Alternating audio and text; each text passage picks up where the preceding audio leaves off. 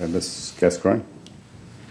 I would have to do some reviewing of any feasibility studies that have been done on it before any move was made to make, a better answer for you. It would be nice if we used like a duty-free trade warehouse type area, or it could be an online type medical mart. I mean, there's a lot of ways to approach it. Is that a wild idea? Maybe. Maybe it's time for some wild ideas. I don't know. Thank you. And one more audience question. Chris, you touched on it. The Ameritrust Tower.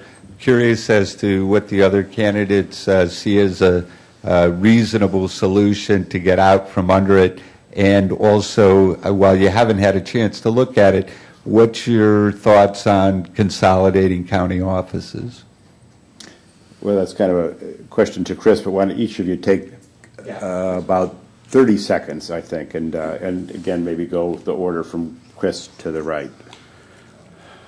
Bob, first and foremost, again, I think this is a situation that merits a forestalling of any decision in the current administration and their directors. I do think that the First Council and the Executive will hopefully see a building analysis of what is the feasibility of that building in its current state and in any future renovated state. That's first and foremost what we need to do to make an intelligent decision on what to do going forward, but I would not sell it at a fire sale just for the purposes of paying down your energy costs. Patty? I believe it's more well suited to be a hotel. Is that? I think that's the last thing I heard. I was discussing it with the professor. I would like to see the chief county executive come up with a good plan and get a solid take on, what to do with it. Other than that, I have. This is one issue I think should be left to the newly elected county executive and the new county council. And yes, I think we can consolidate some departments of the county. Some of it's pretty obvious, like the recorder's office, but I think we can consolidate some of the responsibilities of the treasurer's office and the auditor's office. But we have to be careful and remember that these offices were created to create a balance of power in the county.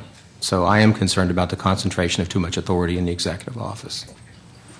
I would consolidate the county department. I don't know if in that building or not. I have no idea what that building is with. But I would oppose any decision taken by these commissioners in regard to that building. Thank you, audience, for those questions. And now I will have a final question for each of the candidates with a time of response for 1 minute each. And they'll answer this question in a slightly different order from the opening. Again, that was determined by a drawing before the program. Mr. Brady will go first, followed by Mr. Renane, Mr. Gascoigne, or Ms. Gascoigne, and Mr. Bedour. And this is kind of a follow-up to Ray Sawyer's question. There have been some proposals from a panel working on ethics for a code of ethics. And which do you think is the most important single aspect of that code as it's proposed so far? Or is there something else that you would like to offer that the panel consider that would be the most important aspect of a code of ethics? And again, the order is Mr. Brady first. I think that one of the most important things that the new council and the new executive can do is to try to restore confidence in people of this county about honesty in county government. And I believe that a code of ethics, a strict code of ethics will be necessary. I believe that transparency in contracting will be absolutely necessary. I think that when we get into how campaign contributions are given and who they're given by in this county is going to be very important. And I think that we should be able to get together on that kind of an issue fairly quickly and help restore confidence after 2 long years of this corruption scandal. Thank you. Thank you, Mr. Renane. Your answer to the single most important aspect of the Code of Ethics. I want to compliment the committee of citizens that have been working on this, along with all the citizens that have been working on county transformation and reform. I think that the most important issue for elected officials is transparent campaign finance reporting, and that is a great outcome already of the committee. Internally, I believe the most important issue is transparency in purchasing. That's where so many of these stories that we've read and agonized over the last few years emanate from, the way in which contracts get purchased and how they get purchased. So on the elected side, it's certainly about campaign finance, and on the internal administration, it's about purchasing policies. Thank you. And Ms. Gascoigne, your comment, 1 minute on the most important ethic issue. Well, campaign finance transparency is definitely probably something that's more measurable. So that's something in the Code of Ethics that can be spelled out very plainly. So there you go. Thank you. Thank you. And Mr. Bador.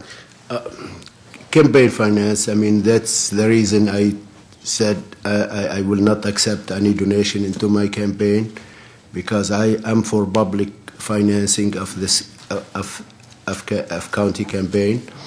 And code of ethics, it's you can't divide it. I mean, it goes from campaign finance to county finance to the job performance. I mean, it's all around issue that should be applied on everyone.